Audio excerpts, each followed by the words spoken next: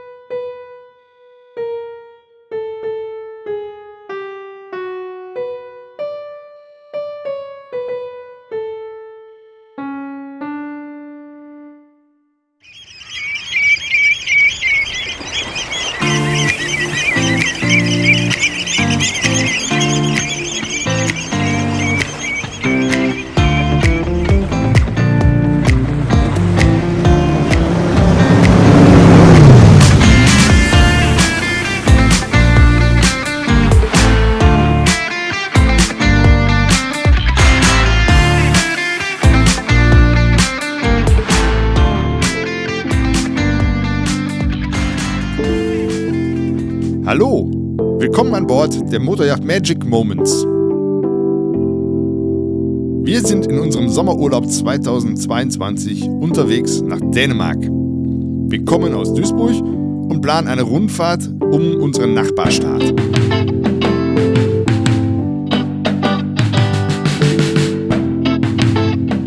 Im letzten Video haben wir euch gezeigt, wie wir von Duisburg bis nach Wilhelmshaven gefahren sind.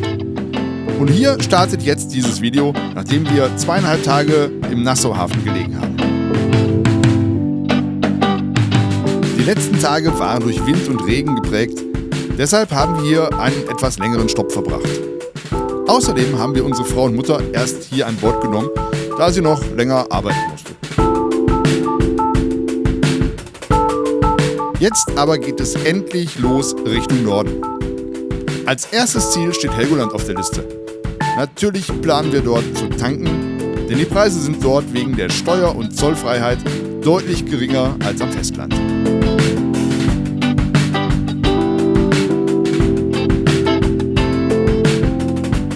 Wilhelmshaven ist grundsätzlich eine schöne Stadt, sofern man ihren gewerblich-maritimen Charme attraktiv findet. Wir haben die 3 Nächte hier im Nassauhafen verbracht. Das spart uns das Ein- und Ausfahren in das Hafenbecken durch die große Seeschleuse.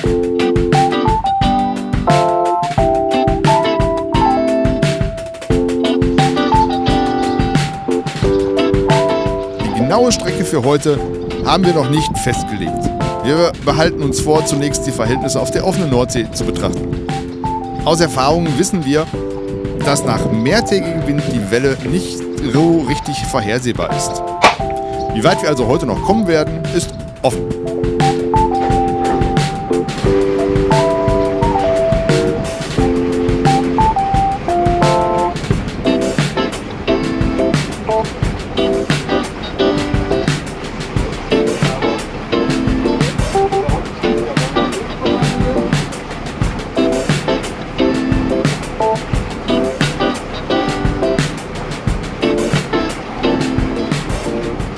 Aber jetzt geht es erst einmal los. Wir legen ab und fahren die Jade Richtung Nordsee.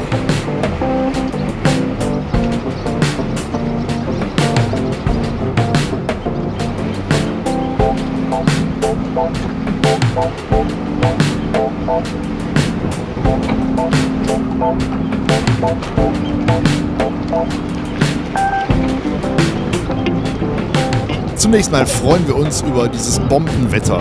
Wir haben so gut wie keinen Wind, dafür aber einen der schönsten Sonnenaufgänge über dem Jadebusen, den man sich vorstellen kann.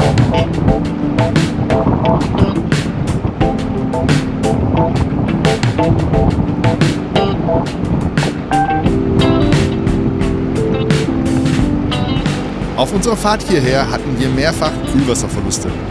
Zuletzt war es so erheblich, dass wir unsere Vorräte an Kühlmittel erst wieder auffüllen mussten. Gestern war ich dafür mit dem Fahrrad unterwegs beim örtlichen ATU-Händler. Leider zehre ich noch etwas von einer Verletzung im Knie.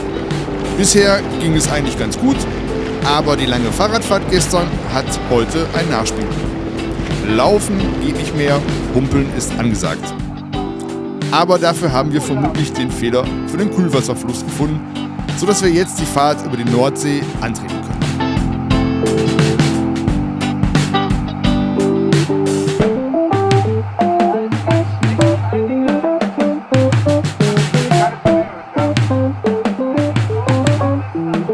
Tja, und viele werden sich fragen, wieso nach Dänemark?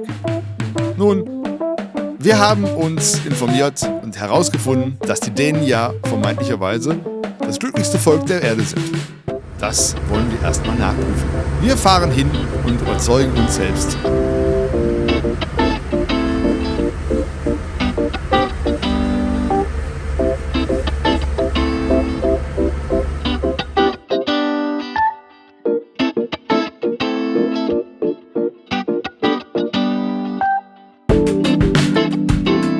Bei diesen Verhältnissen ist es leicht, in Gleitfahrt zu kommen und wir genießen die zügige Fahrt, die uns erstmal bis zum Ausgang der Jade bringt.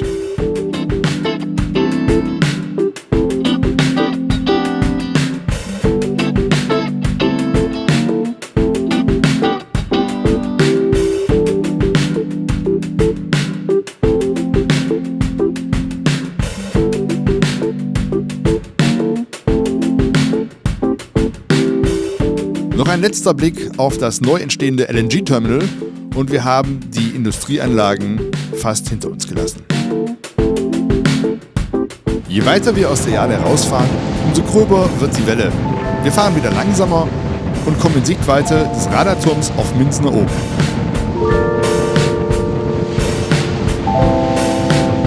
Außerhalb des Fahrwassers der Jade ist es verhältnismäßig untief, sodass sich dann hier relativ schnell auch etwas höhere Wellenkämme aufbauen können.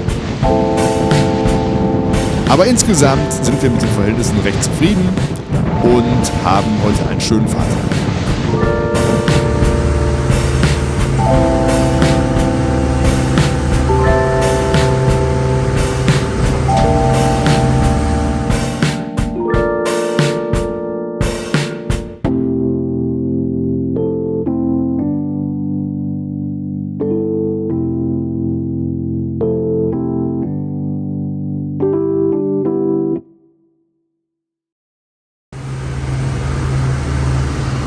Hoppla! Helgoland ist in Sicht und wir freuen uns immer an diesem Anblick. Vielleicht klingt es etwas abgedroschen, aber es ist nun mal die einzige deutsche Hochseeinsel, die wir haben. Hierher auf eigenem Kiel zu kommen, ist für uns immer wieder ein tolles Erlebnis. Die Wellenhöhe war nicht wirklich relevant auf unserer Fahrt. Wir erwarteten noch eine alte Dünung wegen des Windes der letzten Tage, aber wir wurden positiv enttäuscht. Vor 3 Jahren haben wir auch einmal einen Stopp über Nacht gemacht und konnten uns ausgiebig mit der Insel beschäftigen. Das ist aber im Sommer nicht ganz leicht, denn es gibt einfach ein Liegeplatzproblem auf Helgoland. Die Ansteuerung von Süden ist simpel. Man fährt einfach bis zur Tonne Helgoland Süd. Das ist die vermutlich jeder Seefahrer mit einem Sportbootführerschein in der Prüfungsvorbereitung kennengelernt hat. Überrascht werden wir hier von einem ganzen Heer von Optimisten, vermutlich eine kleine Rallye. Wir halten uns fern und schauen, dass wir in den Binnenhafen kommen.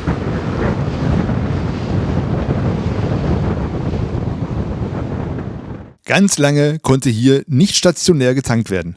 Der Binnenhafen wurde über Jahre umgebaut. Mittlerweile geht es wieder und wir können an den Ponton mit den Zapfsäulen fahren. Heute begegnet man uns an der Tankstelle aber sehr kühl und barsch. Wir werden mehrfach für unsere Anlegeposition kritisiert und getrieben, den Platz zügig wieder freizugeben. Schließlich erwarte man ja noch Berufsschifffahrt und die hätte es immer sehr eilig. Nun gut, das Trinkgeld für den Tankwart bleibt dann heute in unserer Tasche.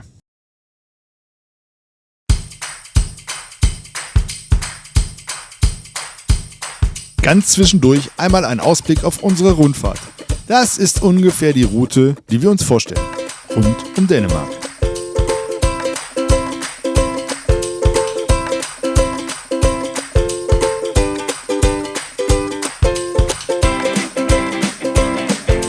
Ausfahrt aus dem Helgoländer Hafen. Wir müssen jetzt um die Düne herumfahren, denn wir wollen ja weiter nach Norden.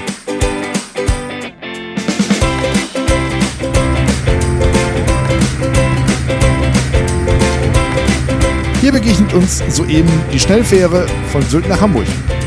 Da wir heute noch einige Meilen fahren wollen, steht Sylt jetzt als Tagesziel fest. Wir brauchen also nur, die Kielwasser rückwärts zu verfolgen.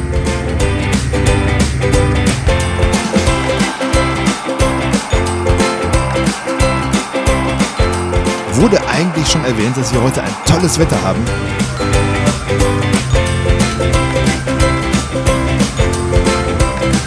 Die Fahrt nach Helgoland hat ca. 3 Stunden gedauert. Wir rechnen jetzt noch einmal mit 3,5 Stunden bis nach Sylt. Heute geht es nur in Verdrängerfahrt weiter.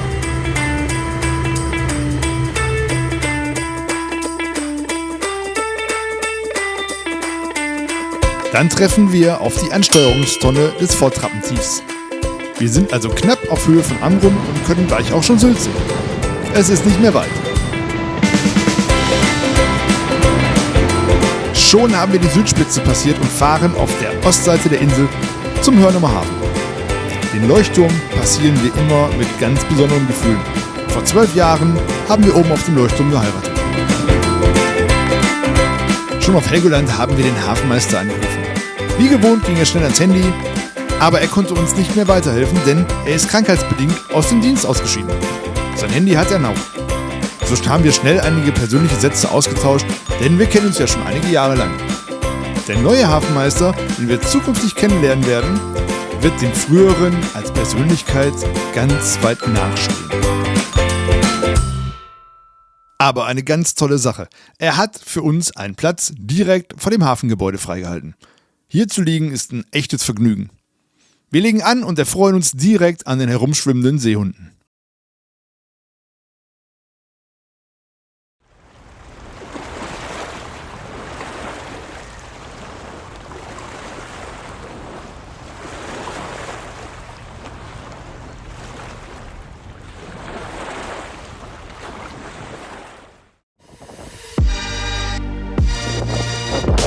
Natürlich machen wir uns gleich auf einen Rundgang um den südlichsten Teil der Insel auf.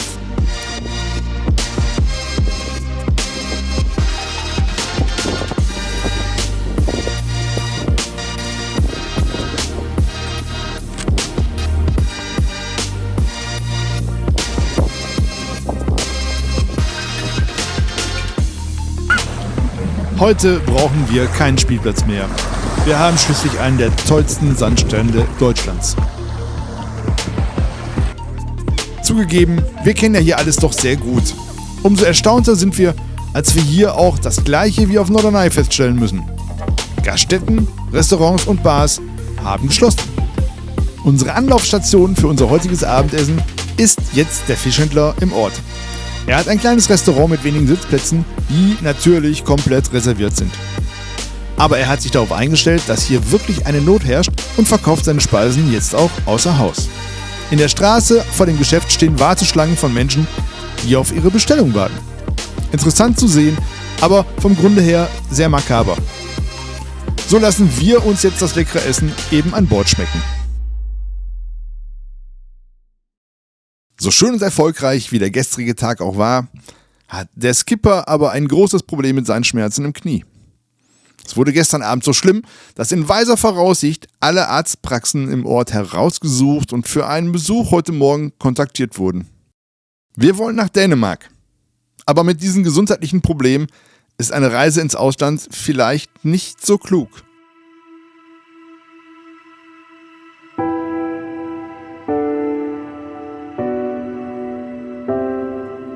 Der heutige Tag beginnt unter großen Schmerzen. Und damit steht die Entscheidung fest. Es kann so nicht gefahren werden.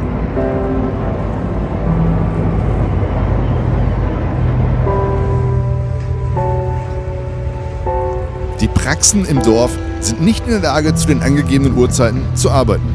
Warum? Es schließt sich uns nicht. So bleibt nur eine Alternative, die Fahrt ins Krankenhaus.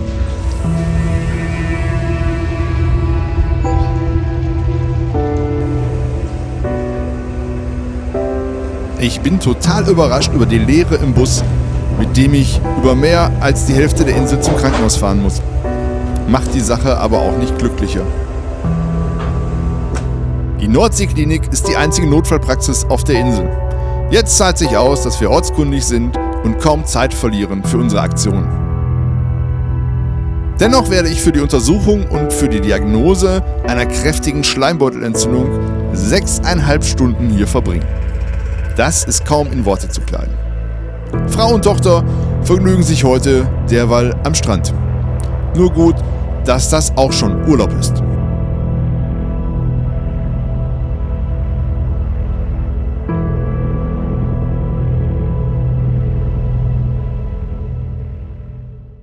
Der Skipper bekommt in der Notfallambulanz ein starkes Antibiotikum und weiteres verschrieben. Allerdings reicht die Menge nicht für die gesamte Behandlung aus, da die Notfallambulanz eben nur Notfälle medizinisch betreuen darf. Es muss also noch später ein Folgerezept her. Aber wenn irgend möglich, wollen wir nach Dänemark fahren. Wie soll das funktionieren? Die unglaublich komplizierte Lösung lautet: Ich besuche eine weitere Arztpraxis, die vom Krankenhaus vorab instruiert wurde, um ein Folgerezept zu bekommen. Mit diesen 2 Rezepten fahre ich dann in die Hauptstadt der Insel und humpele durch genau 3 Apotheken, um die Rezepte vollständig einzulösen. Das ist also unser Krankensystem, Stand 2022 in Deutschland. Am Abend kehre ich von meiner Odyssee zurück und wir beschließen im Laufe des Abends, morgen tatsächlich nach Dänemark abzulegen. Ein letzter physischer Check morgen früh ist das Einzige, was dem noch entgegenstehen könnte.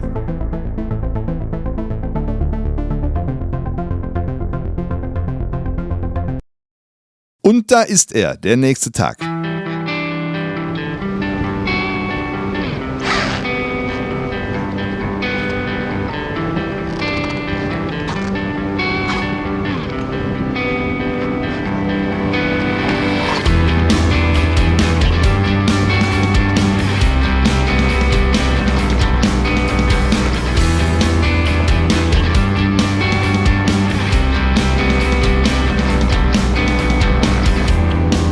Es ist ein merkwürdiges Gefühl. Alle Strecken, die wir bis jetzt befahren haben, waren uns bekannt. Da sind wir entspannt und mit den Kenntnissen der Vergangenheit navigiert. Ab heute wird das anders. Sobald wir aus dem Holtknopfloch ausgefahren sind, betreten wir Neuland. Natürlich Neuwasser.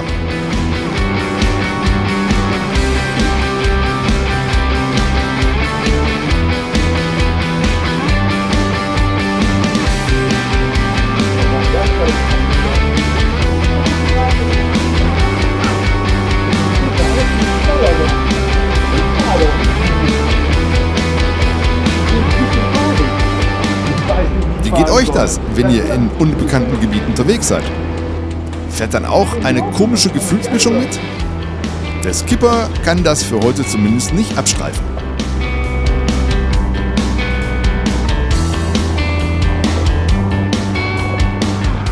Hinzu kommt die Fahrt über das Horns Rev, das Nadelöhr an der Küste Dänemarks, das wir heute durchfahren wollen. Wo wir heute Abend sein werden, wissen wir noch nicht. Es stehen zwar mehrere Landungsmöglichkeiten zur Verfügung, aber wir wissen kaum, wie wir heute vorankommen werden. Nur eins steht fest: die Wettervorhersage ist super.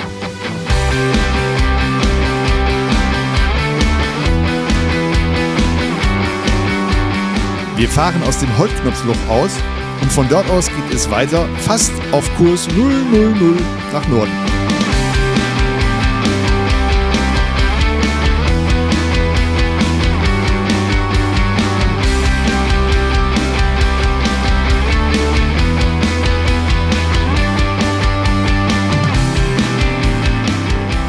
Zunächst geht es längs der Insel Sylt.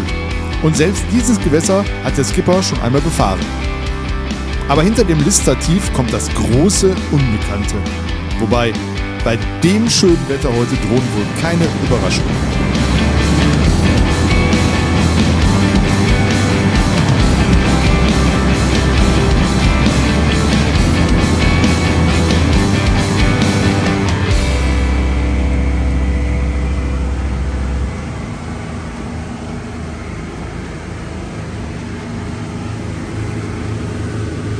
Und ein weiteres Mal haben wir beim Start vergessen, unsere Landesflagge zu setzen. Darin sind wir wirklich Meister. Holen wir jetzt nach. Es passt gut, denn hier beginnt Dänemark. Der Skipper macht es sich derweil bequem, um sein Bein zu schonen. Man kann sehr gut die deutliche Schwellung des gesamten Unterschenkels sehen. Es wird auch noch ca. 5 Wochen dauern, bis die Beschwerden wirklich verschwunden sind. Auf diesen Turn gibt es deshalb keine großen Wanderungen oder Radtouren mehr. Durch die hohe Fahrgeschwindigkeit kommen wir schon schnell an das heutige Nadelöhr Hornsreff. Direkt vor der Landspitze sind Riffe und Untiefen. Die Linie zeigt den Kurs außen herum. Wir möchten aber gerne abkürzen und ein recht schmales Fahrwasser benutzen. Die kurze Linie zeigt diesen Kurs. Aber nur 2 Tonnen weisen den Weg. Wir hoffen, dass wir sie finden und unser Tiefenmesser gute Arbeit leistet. Hier wird noch einmal deutlich, wie groß diese Abkürzung ist. Deshalb lohnt es sich, jetzt Geschwindigkeit herauszunehmen und über die Engstelle zu navigieren. Und ab hier hat auch die Tide kaum noch Einfluss auf die Wasserstandsänderungen. Nach Norden hin verliert der Gezeitenstrom an Kraft. Sind in der Jade noch Höhenunterschiede bis zu 5 Meter möglich, sind es hier gerade einmal 30 Zentimeter. Und nach Norden wird es noch weniger.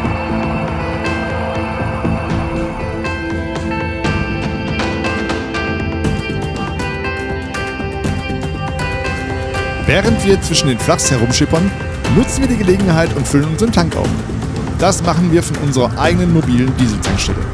Für diese größeren Schläge ist es hervorragend, noch einmal 200 Liter Kraftstoff mehr an Bord zu haben, als der eingebaute Tank fasst. Eine prima Sache. Seht ihr diese flache Dünung? Ein Traum für unsere Fahrt heute. Und dann sind wir vorbei am Flach und nehmen wieder Fahrt auf. Es ist noch so früh am Tag, dass wir unsere Etappe heute noch gar nicht abschätzen können. Wir wollen jetzt noch deutlich weiterfahren, als wir für den schlechtesten Fall geplant haben.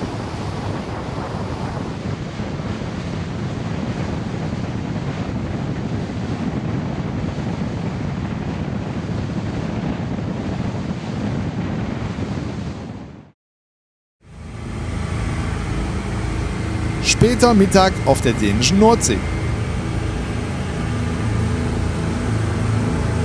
Wir lassen jetzt viele Sande rechts liegen, ein mögliches Tagesziel.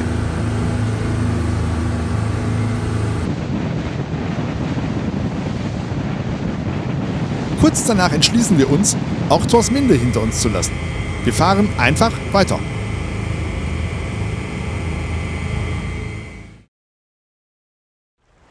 So kommen wir heute beinahe unfassbar weit bis nach Tübberün. Bei unglaublichstem Wetter haben wir 140 Seemeilen zurückgelegt. Und es war weder anstrengend noch langweilig. Wir freuen uns und sind auch etwas stolz. So haben wir den gestrigen Tag im Krankenhaus auf Sylt wieder herausgefahren.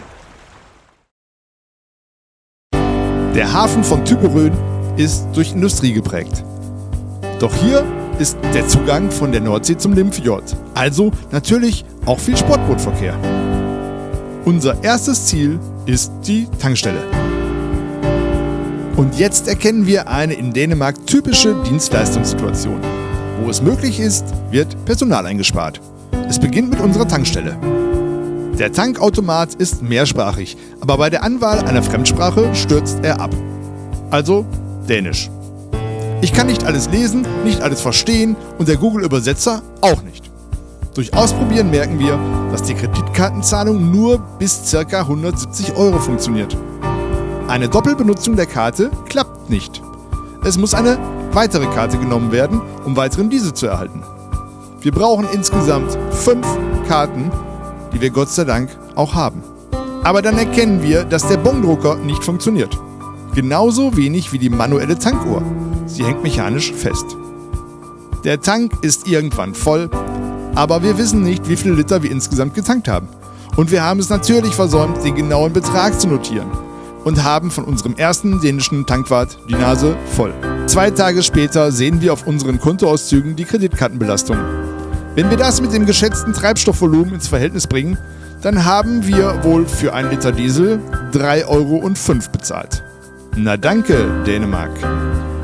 Bei der Suche nach einem Liegeplatz kann uns der Hafenmeister nicht helfen. Auch er besteht nur aus einem Automaten.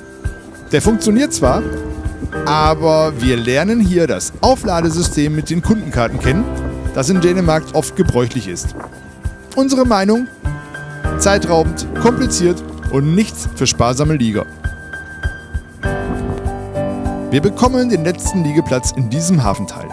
Unsere kleine Passarelle, die wir am Heck anbringen können, zwingt uns heute zum Bergsteigen. Die vielen vorbeilaufenden Passanten staunen sehr darüber. Aber wir haben alles im Griff, bieten zwar Hafenkino, aber fallen nicht ins Hafenbecken.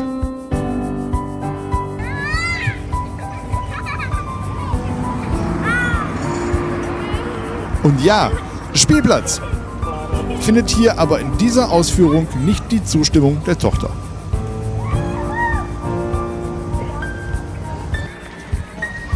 Doch wir sind ja an der Nordsee. Wozu Spielplatz, wenn dort ein Strand ist? Nach der Muschelsuche testen wir natürlich auch die Badequalität.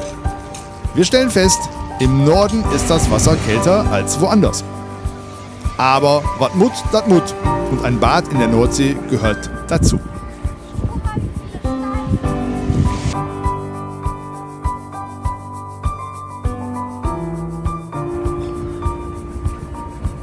Mit unserem heutigen Fahrtag sind wir höchst zufrieden. Vermutlich werden wir noch in vielen Jahrzehnten von dieser heutigen Fahrt über die Nordsee erzählen. Ein toller Tag.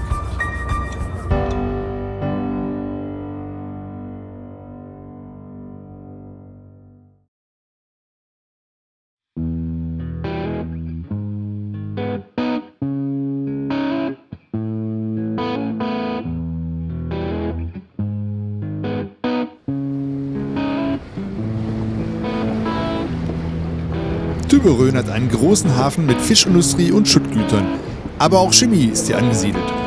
Der Ort zählt keine 2000 Einwohner. Mit der Lage an der Nordsee ist er aber auch Ferienort für In- und Ausländer. Die Lage an der Nordsee und der Zugang zum Limfjord sorgen dafür, dass der Sportboothafen immer gut gefüllt ist. Die Strände sind sehr schön, aber wir stellen im Ort kein besonders nennenswertes Flair fest. Insofern legen wir heute gerne ab, um Neues zu suchen. Wir planen kleine Schläge und möchten unserer Reise im Limfjord einen gewissen Expeditionscharakter geben. Wir nehmen uns 6 Tage Zeit, bis wir die Ostsee erreichen. Der Limfjord ist eine riesige Wasserfläche zwischen Nordsee und Ostsee. Der Zugang von der Nordsee war nicht immer möglich.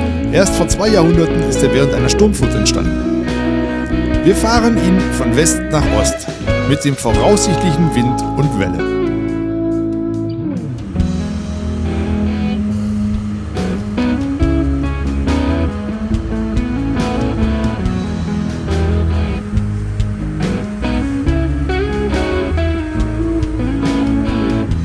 Gleich hinter der Nordsee ist der Sund ziemlich untief.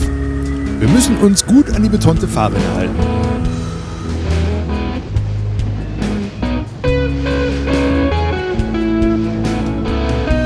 Hier finden wir wunderschöne Küstenlinien und die Landschaft ist eiszeitlich geprägt. Von See her ist das toll anzusehen. Eine größere Stadt in unserer Nähe ist Lemvik. Die lassen wir allerdings heute im Süden liegen, denn große Städte werden wir noch genug sehen. Unser heutiges Ziel heißt Venö. Das ist eine kleine Insel mit 116 Einwohnern. Im Süden gibt es eine Fährverbindung zum Festland, die lediglich 266 Meter über das Wasser geht. Für Touristen ist eigentlich nur der Hafen und das Gasthaus interessant. Der Hafen verdient auf jeden Fall die Bezeichnung Bauernhafen. Im vorderen Teil liegen eher kleine Boote, das hintere Becken ist für die Tagesgäste reserviert. Wir sind heute gerade einmal 2 Stunden gefahren, es ist also später Mittag. Und trotzdem finden wir nur noch einen einzigen für uns passenden Platz.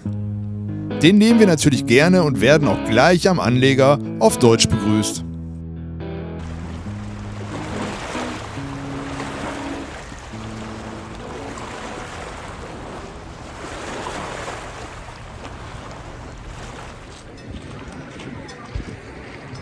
Wir haben tolles Wetter und es ist sogar richtig heiß.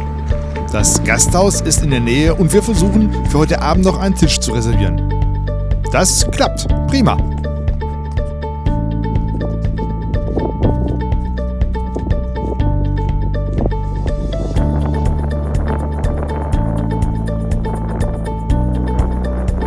Der Hafen und seine Anlagen sind recht übersichtlich und einfach. Aber es ist alles vorhanden. Die Liegepreise befinden sich allerdings im oberen Milieu. Gleich neben dem Hafen ein Strandabschnitt mit absolut klarem Wasser. Das lädt natürlich ein.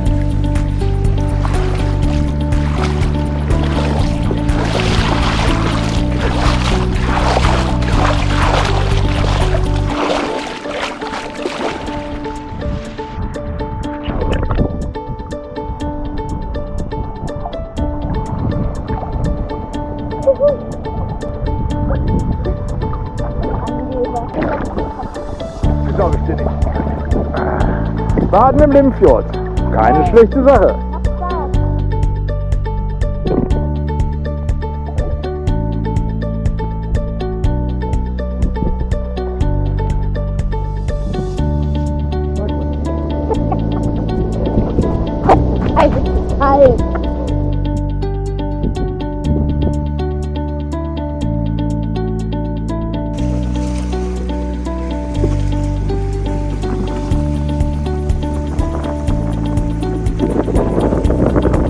Die schmale und einfach abgesicherte Hafeneinfahrt ist ziemlich typisch für kleine dänische Häfen. Dann folgt ein Spaziergang über die Insel. Im Ort finden wir eine der kleinsten Kirchen Dänemarks. In unseren Breiten bekäme das Haus die Bezeichnung Kapelle. Hier nicht. Wir stellen fest, es ist alles an Ausstattung vorhanden, was eine Kirche ausmacht.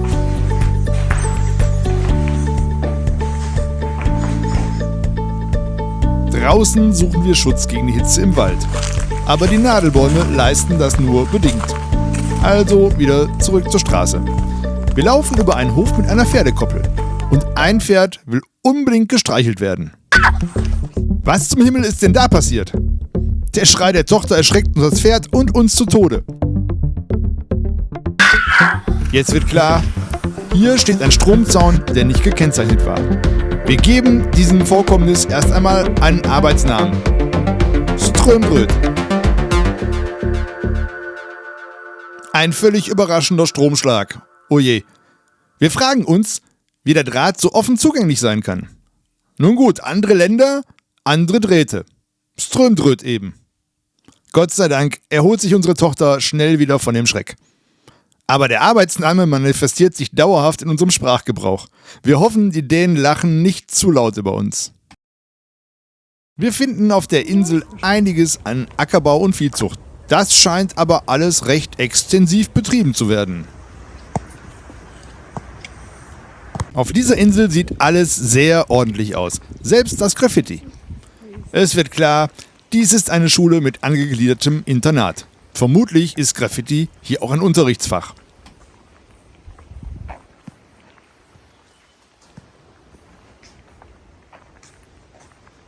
Wir laufen zurück.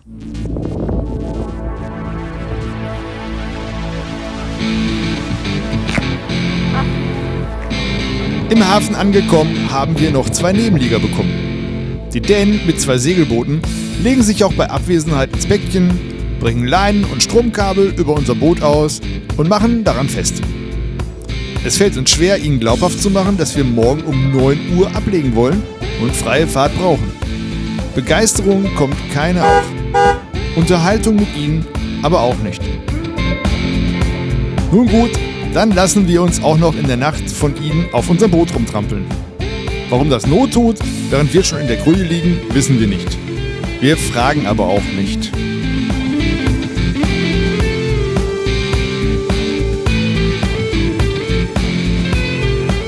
Heute Abend essen wir im Gasthaus der Insel.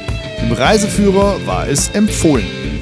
Und wir essen tatsächlich recht gut, berappen dafür aber auch ca. 145 €.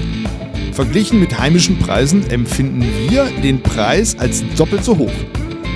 Nicht, dass wir das nicht vorher gewusst hätten, aber manche Dinge muss man wohl erst selbst erleben, bevor man sie als Erfahrung mitnehmen kann. Und vorweggenommen, wir werden in ganz Dänemark leider nicht mehr so gut essen wie hier. Die Küche, die wir in Zukunft antreffen werden, erinnert uns etwas an die holländische Gastronomie. Viel Frittiertes mit Mayo und Dip, Weißbrot und Salatgarnitur, Fastfood und wenig Fleisch. Ab und zu ein asiatischer Einschlag und viel Convenience. Schade, das ist nicht ganz unsers. Aber man kann auch nicht alles haben. gutes Essen und deutsche Preise. Man muss auch mal auf beides verzichten können. Genießen wir einfach alles andere, denn Venø ist ein Schmuckstück im Limfjord.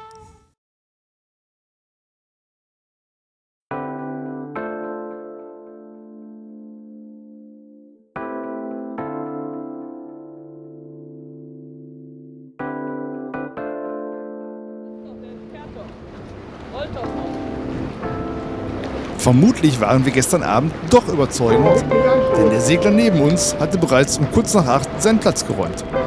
So konnten wir dann, wie angedacht, um 9 Uhr problemfrei ablegen. Das war's auf Venø. Wir fanden es schön hier.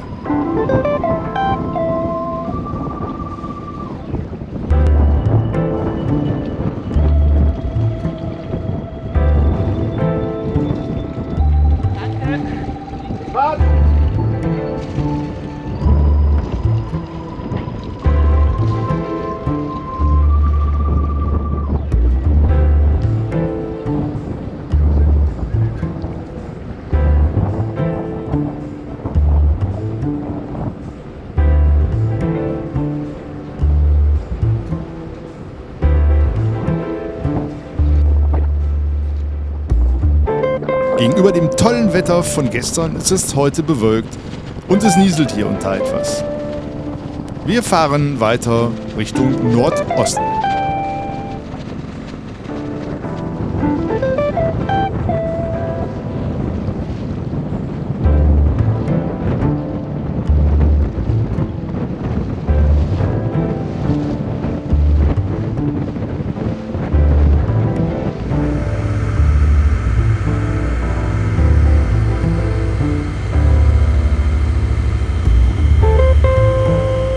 Ein klein wenig haben wir Eindrücke bekommen, wie es wohl um die Dänen bestellt ist. Wir treffen sie oft in einer einfachen und funktionalen Umgebung an. Die Bevölkerungsdichte auf dem Land ist wohl wirklich nicht sehr hoch. Von daher gibt es wohl einige Lebensweisen, die mit unserem oft intensiven Alltag nicht viel gemein haben. Eigenbrödelt der Däne deshalb vielleicht etwas?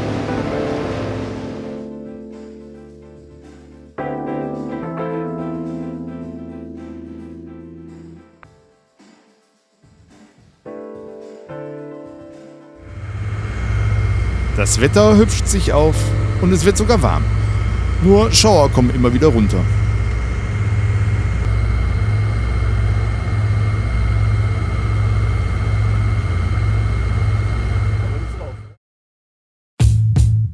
Unser Ziel für heute heißt Nykøbing auf der Insel Mors. Es gibt dort einen großen Sportboothafen und auch noch viel Fischerei. Speziell die Limfjord-Austern sind hier noch eine Erwerbsquelle und dort ist dafür auch der größte Handelsplatz.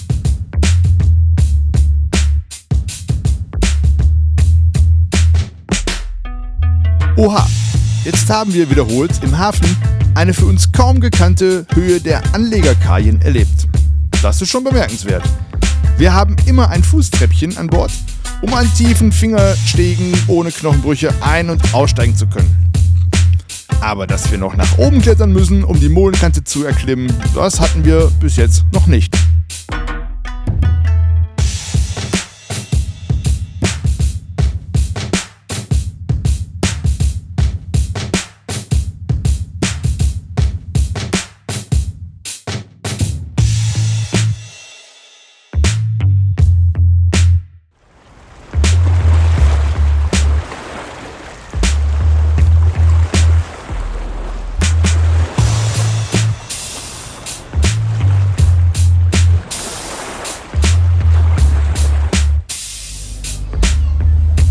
Viele Tage her, dass wir ordentlich gebunkert haben. So wollen wir hier endlich wieder einkaufen. Es gibt hier eine große Fußgängerzone mit vielen Einkaufsmöglichkeiten. Wir stellen aber schnell fest, dass auch hier die Attraktivität der Innenstadt im Wandel der Zeit etwas leidet. Also ähnlich wie bei uns zu Hause. Die Supermärkte bieten ein interessantes Bild. Das Angebot ist groß, aber bei frischen Waren wie Salat, Gemüse, Brot oder Fleisch sieht es tatsächlich anders aus. Uns fehlt es bei diesen Sachen oft an Qualität. Obwohl viele der frischen Waren aus dem regionalen Umfeld zu sein scheinen.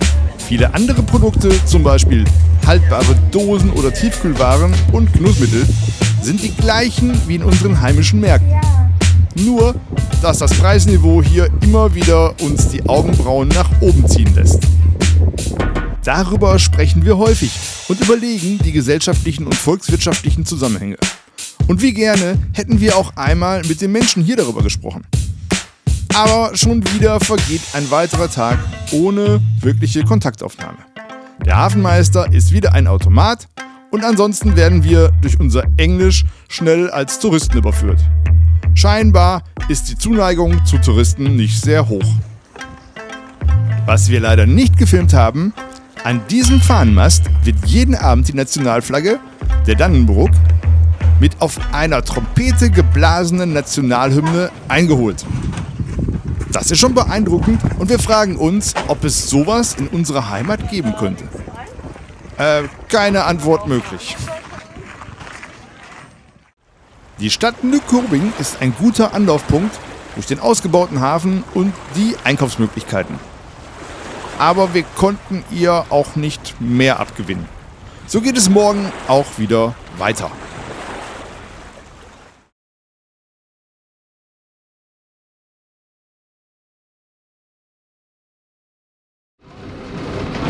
Ja, wenn der Wind von hinten kommt, drückst du mal bitte jetzt. Komm, richtig feste ab. Feste, komm, drück. Mehr. Tag 13 und auch heute kein richtiger Sonnenschein in Sicht. Wir legen ab in Nyköping. Die nettesten Leute, die wir hier im Hafen getroffen haben, waren die Schweden im Segelboot direkt vor uns.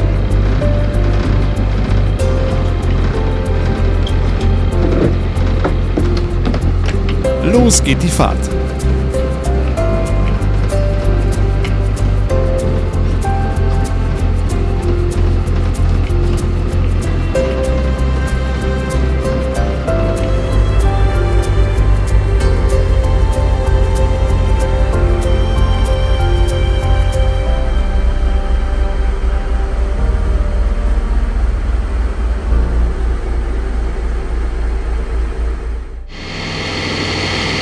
Moin! Heute ist die Magic Moments mal in Limfjord unterwegs in Dänemark. Wir sind ja schon seit einer Woche unterwegs, seit gut einer Woche unterwegs, haben den Weg von Glusbühl am Rhein über den Weg über Holland zu den ostfriesischen Inseln gemacht, haben danach Station gemacht auf Wilhelmshaven, um dort unsere Frau und Mutter an Bord zu nehmen. Die mussten noch etwas länger arbeiten, mit weniger Zeit. Von da aus sind wir dann schnurstracks die Nordseeküste hochgefahren und haben dann kurz vor der Spitze Dänemarks den Weg in den Limfjord genommen. Seit 4 Tagen sind wir jetzt hier im Limfjord unterwegs und es ist ein sehr, sehr heimeliges Gewässer. Vor allen Dingen ist die Küstenlinie hier sehr, sehr sehenswert. Das ist schon schön. Allerdings, trotzdem wir nicht allzu viele Boote auf dem Wasser haben, sind die Häfen im Regelfall noch immer gut besucht. Wenn man nicht mittags schon irgendwie versucht einzulaufen und einen Platz zu ergattern, hat man wirklich Pech. Wir bereiten uns jeden Tag irgendwie auf ein mögliches Ankommen vor. Gut.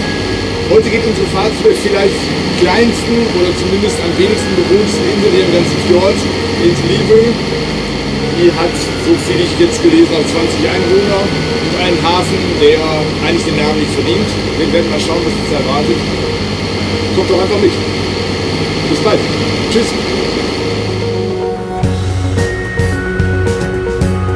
So, jetzt wissen wir es. Es geht nach Livø und hier kommt auch schon die erste Korrektur des Vorredners. Es sind nicht 20 Einwohner, sondern nur 6. Aber dafür gibt es ca. 270 Gästebetten. Seit Jahrhunderten gelang es nicht, auf dieser Insel wirtschaftlich tragfähige Existenzen zu gründen. 1911 aber errichtete man hier eine Anstalt für geistig Behinderte. Dort wurden Kriminelle mit Behinderung untergebracht. Sie wurden hier in der Landwirtschaft und Forstwirtschaft beschäftigt und erst 1970 wurde diese Anstalt aufgegeben. Und die Gebäude gibt es bis heute. Wir sind total gespannt.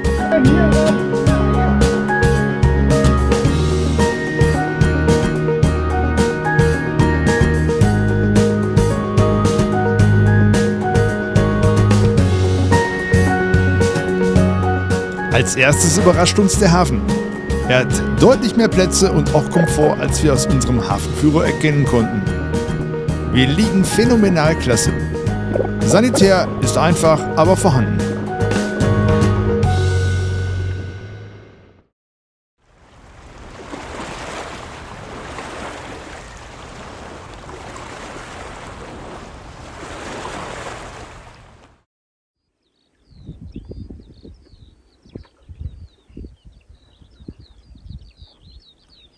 Und so ist es eben manchmal. Man ist an einem der unwirklichsten Orte der Erde und trifft auf Gleichgesinnte. Ein schwedisches Paar mit Motorboot und ihre Freunde auf einem Segelboot haben hier schon vor uns festgemacht. Sie kommen aus der Nähe von Göteborg und sind zum ersten Mal im Limfjord. Wir kommen schnell ins Gespräch und verbringen große Teile des Tages zusammen. Endlich erfahren wir einmal etwas mehr über Land und Leute in Dänemark. Zwar nicht aus erster Hand, aber die Skandinavier scheinen sich untereinander zu kennen. Wir freuen uns, so nette Bekanntschaft gemacht zu haben. Auch, oder vielleicht gerade, weil es Schweden sind.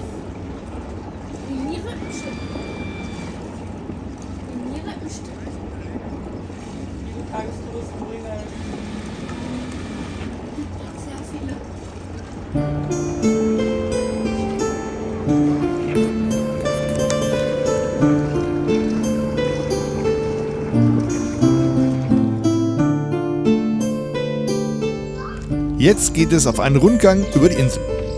Das Dorf besteht tatsächlich noch aus den alten Gebäuden, in denen schon früher die besagten Patienten beherbergt wurden.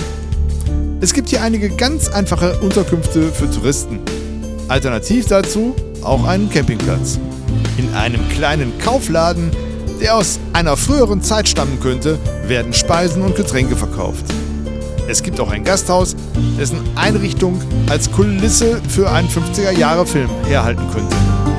Wir entdecken hinter einer Scheibe dieses alte Radio, um das sich wohl technische Museen reißen würden.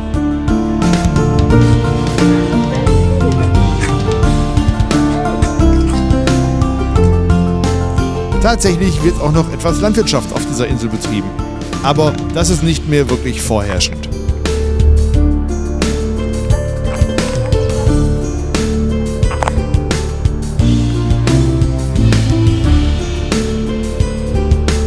Was hier als Feriencenter bezeichnet wird, ist nichts anderes als die Unterbringung von Kurzzeitaussteigern. Einige Saisonkräfte managen hier das Camp. Vermutlich hätten wir diese Leute in ihrem Umfeld gerne als Kommune bezeichnet.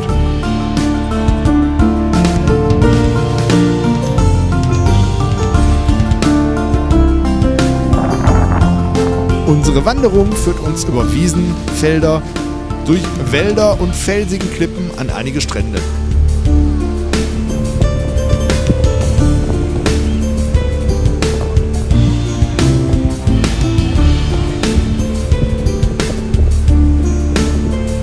Viele Wege sind so abgesperrt, dass man nicht von ihnen abkommen soll.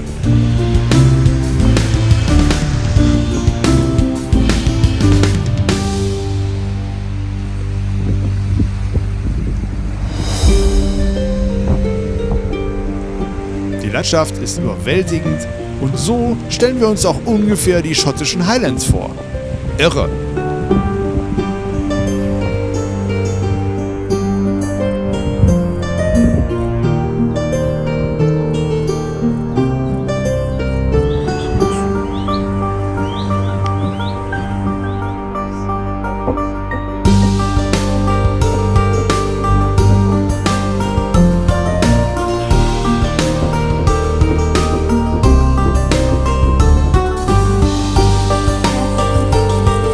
Auch wenn wir diesem Ferienzentrum persönlich nichts abgewinnen können, so ist aber die Ursprünglichkeit und die Natur dieser Insel einfach nur toll.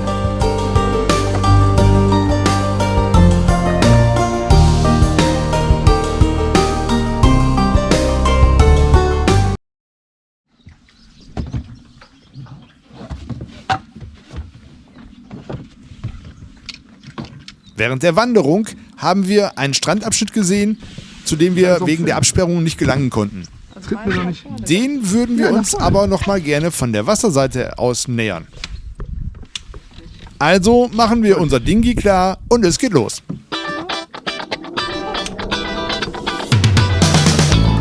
Unsere Tochter war mit den Eindrücken der Insel bereits überfordert und hat sich auf dem Boot zurückgezogen. Nun gut.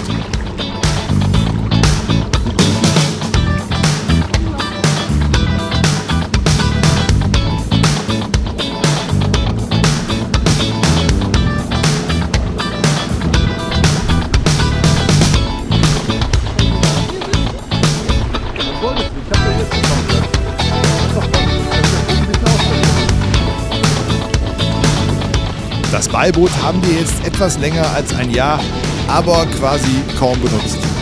Es ist 2,5 Meter lang und wird von einem Elektromotor angetrieben.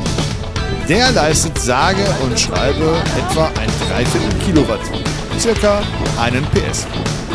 Typischerweise macht das dann 6 Stundenkilometer während der Fahrt. Heute aber müssen wir gegen Wind und Welle fahren, da muss der Motor mal zeigen, was er kann.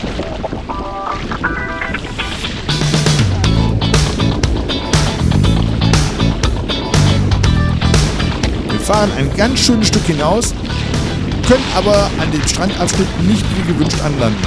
Der Strand fällt einfach viel zu flach ab und wir kommen nicht nah genug heran mit dem Dingi.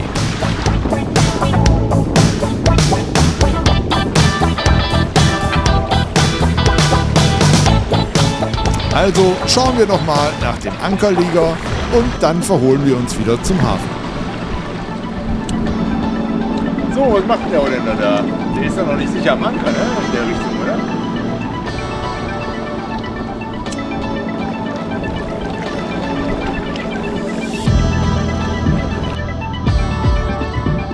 Wir lassen es uns aber nicht nehmen, einen Blick in das zweite Hafenbecken zu werfen. Es sind doch einige Plätze vorhanden, die auch von einigen Tagesfliegern belegt sind.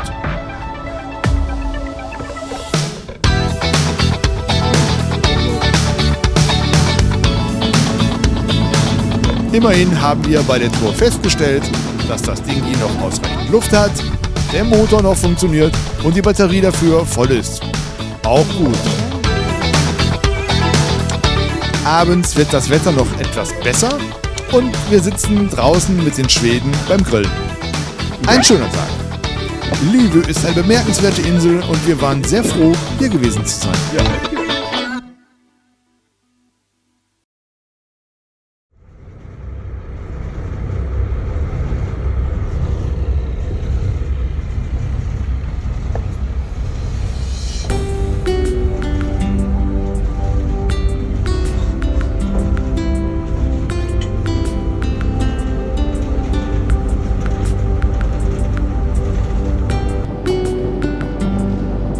Heute ist Samstag und wir fahren weiter.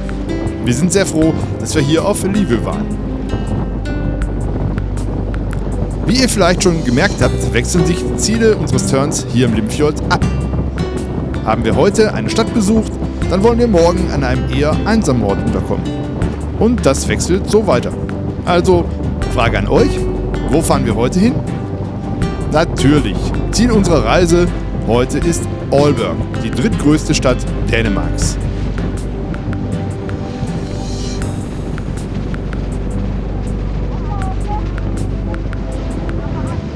Wir haben euch verheimlicht, dass wir seit Tagen wieder Kühlmittel an der Steuerbordmaschine verlieren. Das Problem begann schon bei unserer Anreise aus Deutschland. Wir hatten ja einige Tage damit zu kämpfen. Seit Wilhelmshaven dachten wir, das Thema dann erledigt zu haben. War wohl nichts. Jeden Tag haben wir wieder Kühlmittel in der Bilge stehen und wir wissen nicht, wo es genau herkommt. In Wilhelmshaven haben wir ja einen Vorrat an Kühlmittel eingekauft, sodass wir zumindest keine Not an Rohstoff haben.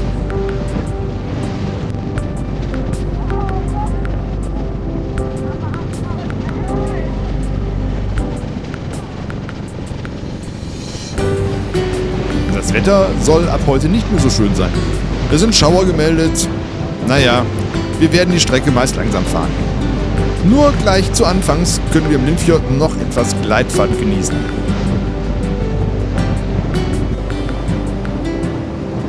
Der Fjord in Richtung Osten wird zu einer trichterförmigen Flussmündung. Damit verbunden tauchen überall Untiefen auf. Noch weit vor Løgstør gibt es eine Fahrrinnenbetonung. Aber ohne Seekarte geht es nicht. Die Tonnen sind manchmal viel zu weit auseinander und die Rinne wechselt oft gravierend die Richtung. Und dann noch dazu das regnerische Wetter. Eng ist die Rinne dazu auch noch. Wenn ein Segler dann den Ausguck vergisst, kann es schon manchmal bedrohlich werden.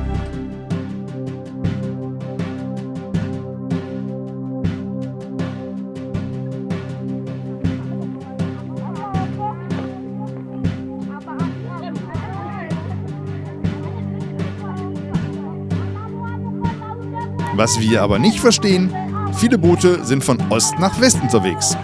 Heute und auch öfters ganz klar gegen den Wind und Welle. In unserer Richtung dagegen kaum ein Boot. Warum ist das so? Mit Wind wäre es für die Segler doch eigentlich etwas geschickter. Wir haben unseren Turn von vornherein auch nach dem Wetter ausgerichtet. Von West nach Ost.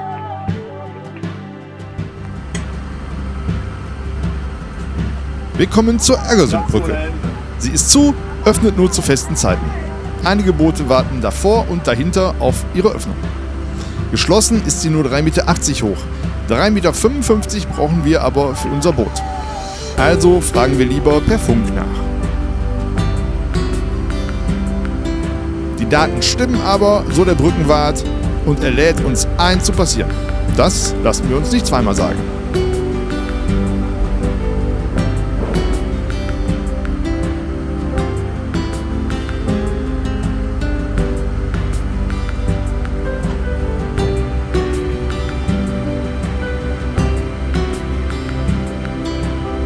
Gleich hinter der Brücke schwimmt noch ein Badegast Richtung Nordsee.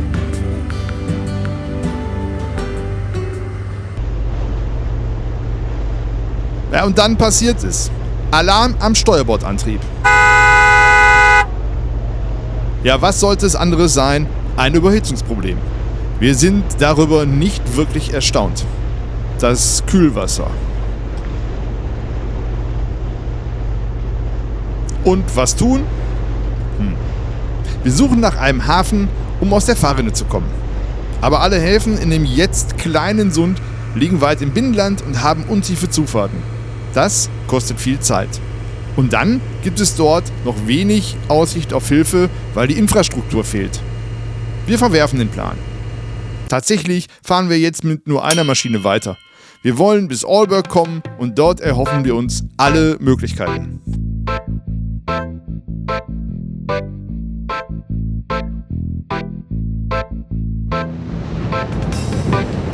Dass es neben der Fahrrinne flach werden kann, wissen wir. Zum Beispiel von Martin Daldrup und seiner Jumbo, der 2016 hier auflief.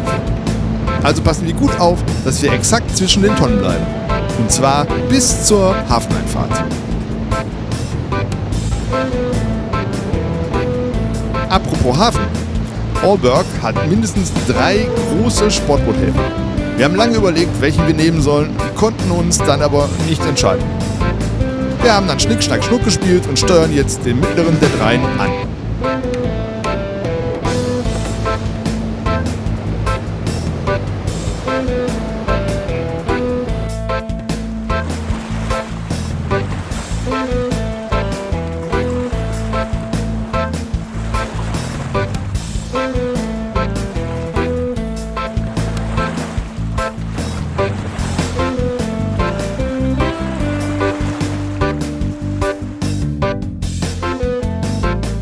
Der Hafen ist groß und es gibt viele freie Boxen. Wir nehmen die schönste davon und erleben auch gleich ein Missgeschick. Jeder Steg gehört einem anderen Club und will anders bezahlt werden. Blöd, wir haben den falschen Steg bezahlt und müssen jetzt anderweitig den Code für die Toiletten ergattern. Und Landstrom hat sich auch heute erstmal erledigt. Das ist der Nebeneffekt, wenn es keine menschlichen Hafenmeister am Steg mehr gibt, sondern nur noch QR-Codes und teils komische Apps zum Bezahlen. Alles hat 2 Seiten. Wir wollen los. Mindestens unser destilliertes Wasser ist alle und wir brauchen Nachschub. Das Einkaufen machen wir jetzt zuerst, bevor die Geschäfte schließen. Es ist alles andere als einfach, um an Aqua d'Est zu gelangen. Nach vielen Nachfragen in Supermärkten bekommen wir doch noch eine große Flasche und müssen nicht auf normales Wasser zurückgreifen. Und endlich mal wieder ein Spielplatz für unsere Tochter. Er ist klein, aber er ist da. Man ist ja schon mit wenig zufrieden. Der Weg zum Zentrum Aalborgs hat uns überhaupt nicht gefallen. Eine typische Großstadt mit allen Nebeneffekten. Wir laufen durch Straßen mit ewig langen, stinkenden Mülltonnenansammlungen auf dem Bürgersteig. Bis wir dann ins Zentrum gelangen, haben wir die Nase sprichwörtlich gestrichen voll. Sightseeing wollen wir morgen machen. Wir essen noch etwas am Nachbarhafen und kehren dann aufs Boot zurück. Jetzt kommt wieder eine weitere Fehlersuche am Motor. Heute lassen wir die Maschine dabei mal länger laufen. Wie gut, denn als sie dann etwas Temperatur bekommt, taucht der Fehler tatsächlich auf.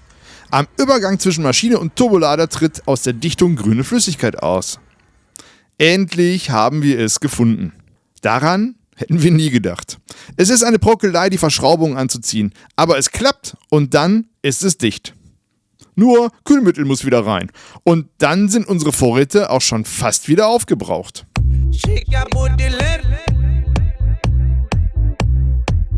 Für den Aufenthalt in Aalborg haben wir 2 Nächte geplant. Die Stadt hat ja laut Führer einiges zu bieten, was sich lohnen soll. Aber ehrlicherweise hat uns nichts von dem gefallen, was wir gestern gesehen haben.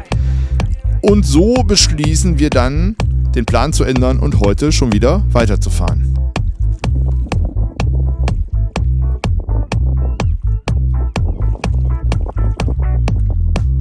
Später besuchen wir noch den gut sortierten Zubehörshop im Hafen und kaufen mal wieder Kühlmittel. Aber heute, am Sonntag, öffnet er erst mittags. Vorher geht es auf einen Erkundungstrip in Richtung des neuen Schwimmbads.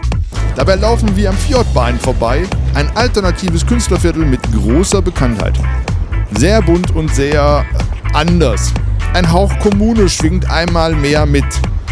Aber das Viertel am Fjord hat natürlich eine super Lage, das zieht viele an.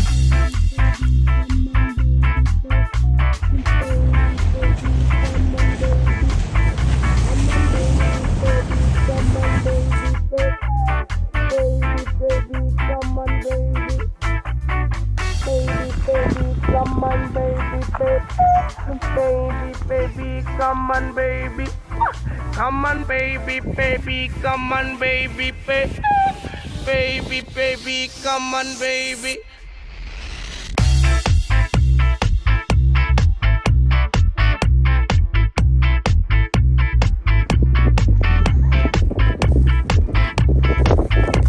Und das Schwimmbad ist auch klasse, hier gibt's auch Spielplätze.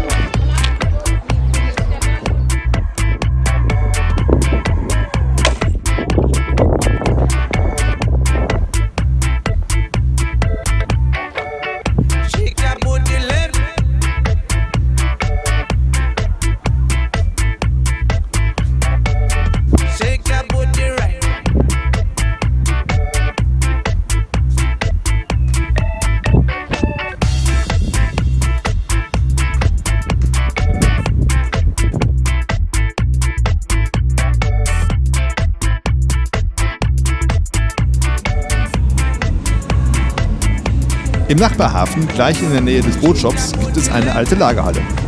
Die wurde aber umgestaltet und beherbergt jetzt Anbieter von Streetfood. Es sind so viele, dass wir sie kaum zählen können.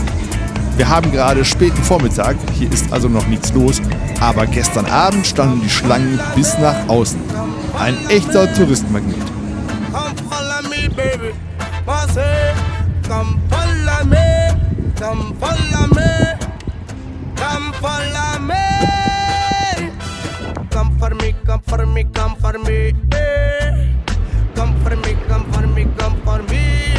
Nach der Motorpflege fahren wir am späten Mittag los. Das Wetter soll schlechter werden. Was sollen wir dann hier beim Sightseeing? Also geht es zur Eisenbahnbrücke, die auch nur zu festen Zeiten öffnet.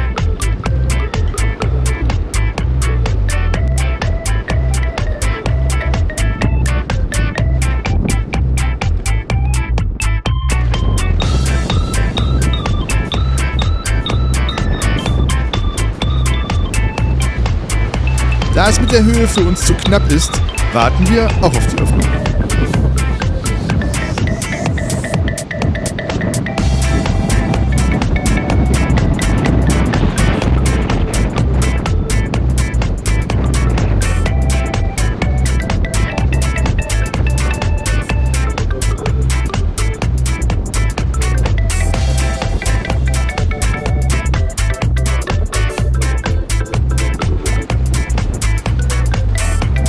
Die Autobrücke, die Limfjordbrunn, die können wir aber wieder unterfahren. Die Segler müssen warten. Shake your booty left.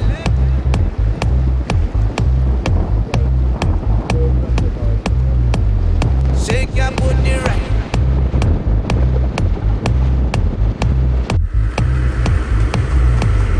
Shake your booty left.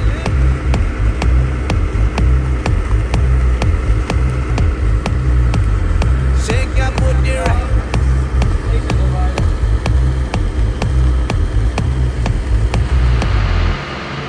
Hinter Alberg kommt der Teil des Limfjords, der gemeinhin als der langweiligste gilt. So steht es in den Führern und das sagen auch die Segler. Dazu kommt das regnerische Wetter. Die Vorhersage stimmte exakt. Auf dem Radar verfolgen wir die Regenwolken. Die rote Tonne ist ganz weit außen und jetzt sieht man schon wieder ein rotes Leuchtfeuer geradeaus. Lichtfeuer. Sehr interessant. Das heißt also, du bist also wirklich hier geleitet. Limfjord.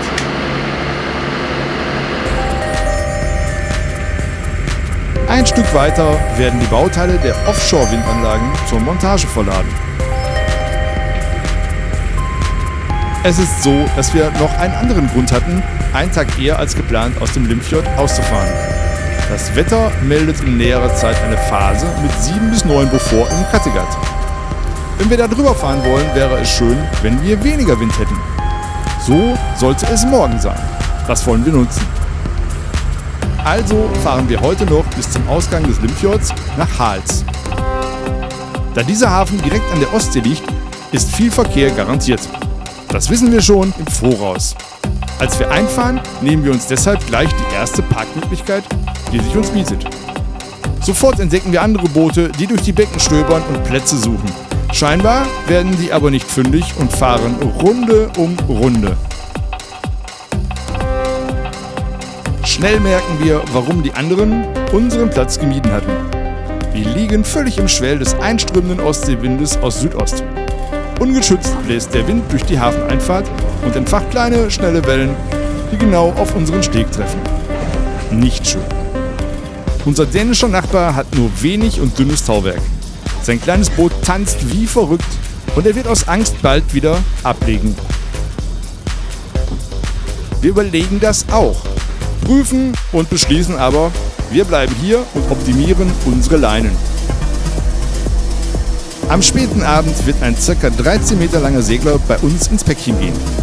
Wir kriegen das unter Deck nur durch die komischen und veränderten Bewegungen unseres Bootes mit. Schnell erklären wir ihm, dass unser Boot und unsere Leinen nicht noch sein hohes Gewicht bei diesem Schwell tragen wollen. Er ist uneinsichtig und wir diskutieren lange. Nach 10 Minuten haben wir uns durchgesetzt und er legt sich für die Nacht an die Tankstelle. Gott sei Dank, denn es wackelte die ganze Nacht auch schon so genug. Kontrollgänge alle 20 Minuten hätten wir nicht gebraucht. Die Ironie der Geschichte: Der Segler lag mit seinem Bug zu unserem Heck. Wir unterhielten uns die ganze Zeit auf Englisch. Erst als er dann wieder wegfuhr, konnten wir die deutsche Flagge an seinem Heck sehen. Ja, so ist das mit der Völkerverständigung, gerade im Ausland.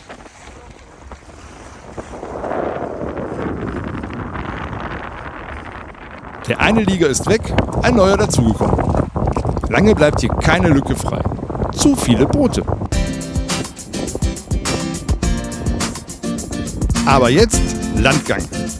Hals ist ein kleiner Ort, der wie eine Westernstadt wirkt.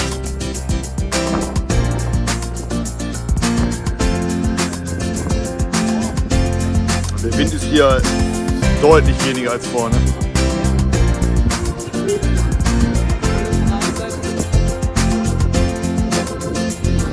Stark auf Tourismus ausgerichtet, zeigt er aber nichts Historisches. Der Hafen hat aber eine gute Ausstattung.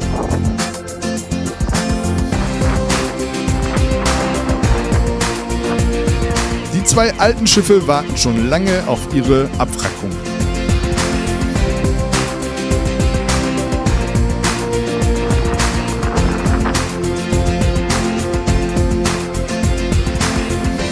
Und diese Irrenboote lagen vor einiger Zeit noch in Lemvik als Ausflugsboote zu Wasser.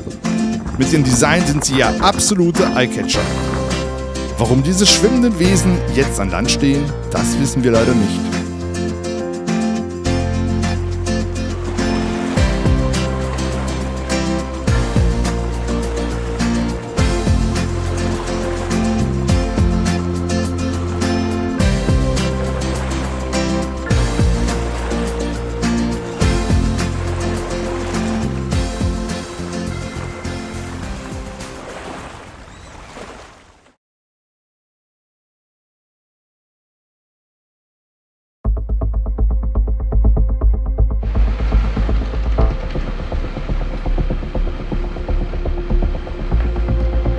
Guten Morgen aus Hals an Tag 16.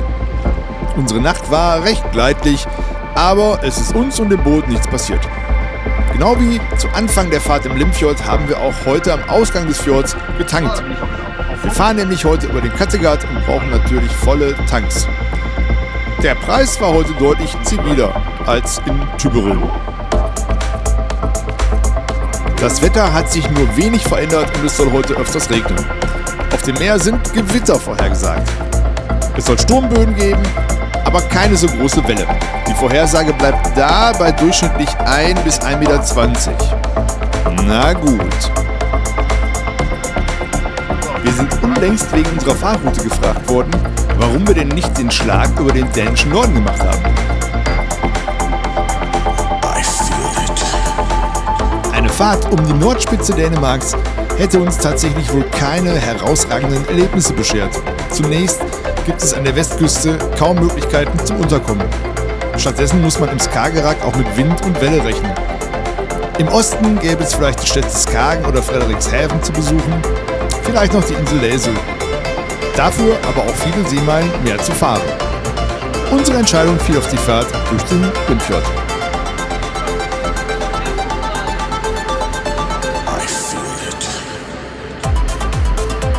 Wir wollen nach Anholt fahren. Das ist eine kleine Insel mitten im Kattegat, die überall als sehr empfehlenswert gelobt wird. Aber wenn wir nicht heute losfahren, erwartet uns ab spätestens morgen ein 2- bis 3-tägiges Wetterfenster mit Sturm. Dann war's das mit der Überfahrt. Also heute oder gar nicht.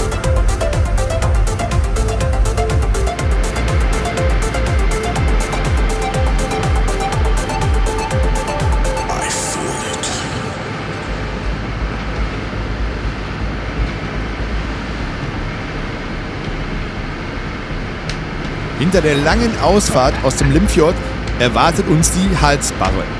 Die ruppigen Wellen führen wir auf das niedrige und seichte Gebiet zurück. Blöderweise kommt Wind und Welle aus Südost und erwischt uns damit von vorn quer ab. Nun gut, es kann nicht jeder Tag so sein wie unsere Hinfahrt auf der Nordsee. Also Augen zu und durch.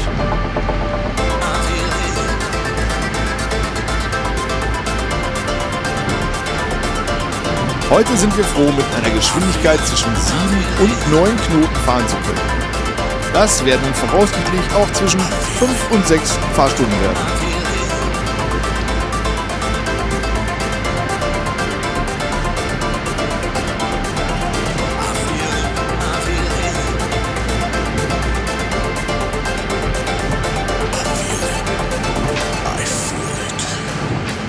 Als wir hinter die Barre kommen, stellt sich uns ein anderes Bild.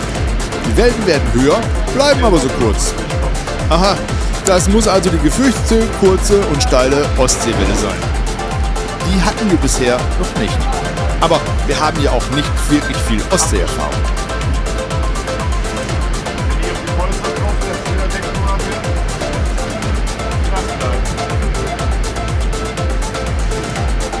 Über Funk sendet Lyngby Radio die Hinweise auf die Wettermeldungen den ganzen Tag heute als Securité. Das wundert uns etwas, aber auch hier gilt, wir kennen uns in diesen Gewässern tatsächlich nicht gut aus. Ist das denn normal? Gibt es jede Wettermeldung als Securité? oder nur für gefährliche Situationen? Wenn es jemand von euch weiß, dann bitte gerne in die Kommentare schreiben. Dankeschön. Immer wenn es zu doll wird, versuchen wir den Kurs so zu ändern, dass wir die Wellen fast von vorne nehmen. Dann können wir zumindest das Rollen etwas unterbinden. Nachteil: dieser Kurs muss natürlich später dann wieder ausgeglichen werden. Dann haben wir die Wellen von der Seite. Großschifffahrt ist heute für uns kein Thema. Da ist wenig los. Gott sei Dank.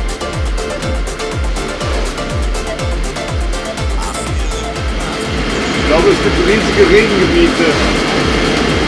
Schräg hinter uns achterlich bis Steuerbords voraus. Das da.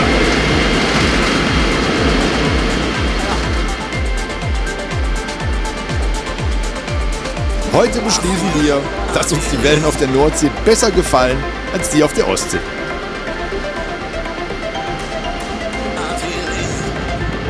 Die Securité-Meldungen kommen mittlerweile alle 10 Minuten.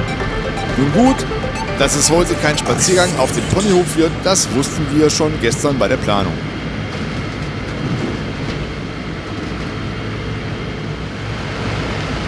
Besonders unangenehm wird es genau jetzt, wenn das Gewitter naht. Die berühmte Hand vor den Augen, die man nicht mehr sieht. Der Wind briest noch mal mehr auf und man überlegt sich ganz genau, wie man jetzt am besten durch die spitzen Wellen kommt. Gott sei Dank haben wir unser Radar. Das zeigt uns nicht nur ganz genau die Regenwolken an, sondern auch einige der Segler, die auch in der heutigen Zeit noch ohne AIS unterwegs sind.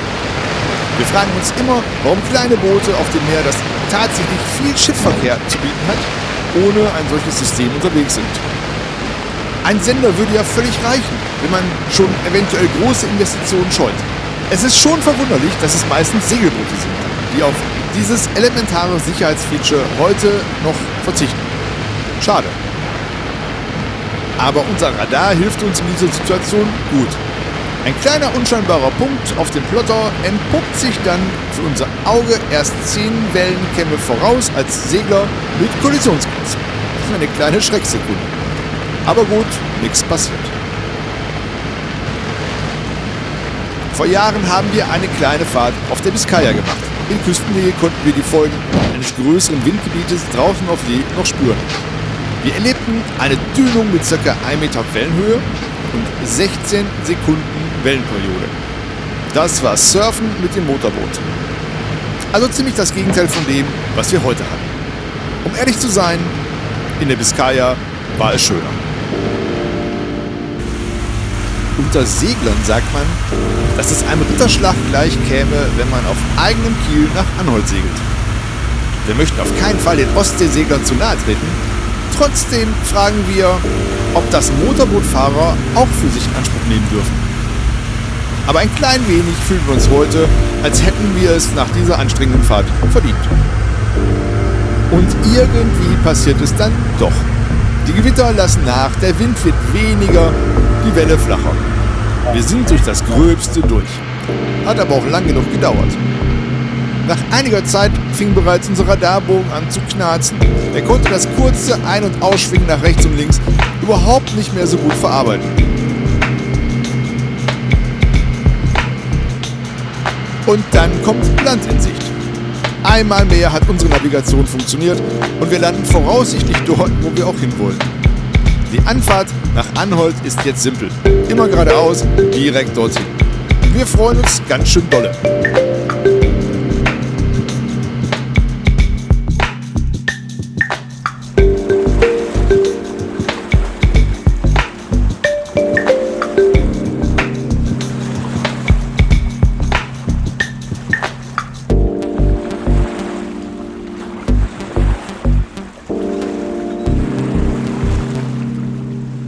Anholt ist ein echter Hotspot im Kattegat und man hört davon, dass es im Hochsommer hier immer super voll ist.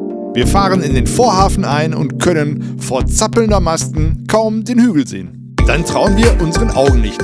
Fast wie im Mittelmeer gibt es hier einen Marinero, der mit dem Schlauchboot beim Anlegen hilft. Er macht uns wenig Hoffnung auf einen Liegeplatz, gibt sich aber Mühe. Wir glauben, er hat seinen eigenen Hafen nicht im Überblick.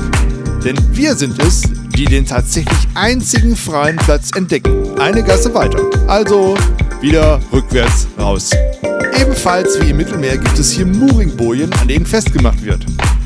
Nur sind die alle bereits belegt. Mehr noch, 3 Boote teilen sich eine einzige Mooring. Jetzt müssen beide Boote neben unserer Lücke ihre Leinen lösen, damit wir einfahren können. Wir haben Glück, der Marinero hilft und beide Besatzungen sind an Bord und können Leinenarbeit machen. Wir quetschen uns in die Lücke und es passt. Wow! Die Kinder der Besatzung zu Backbord sind auch mit dem Schlauchboot auf dem Wasser und legen alle Leinen nach dem Manöver wieder an die Boje. Es kostet einige Zeit, um alle Leinen so zu vieren, dass das Boot fest liegt und frei von den Nebenliegern ist. Aber es klappt. Nach diesem Fahrtag sind wir froh. Darüber, dass wir nach dem Turn angekommen sind und dass wir den tatsächlich letzten brauchbaren Platz ergattert haben. Schnell jetzt einen Anlegerkaffee. Und dann ein kleiner Landgang. Direkt neben der Marina ist ein absolut toller Sandstrand. Der Hafen ist wirklich proppenvoll. Es gibt 250 offizielle Liegeplätze. Derzeit und vor dem kommenden Sturm sind es über 700 Boote.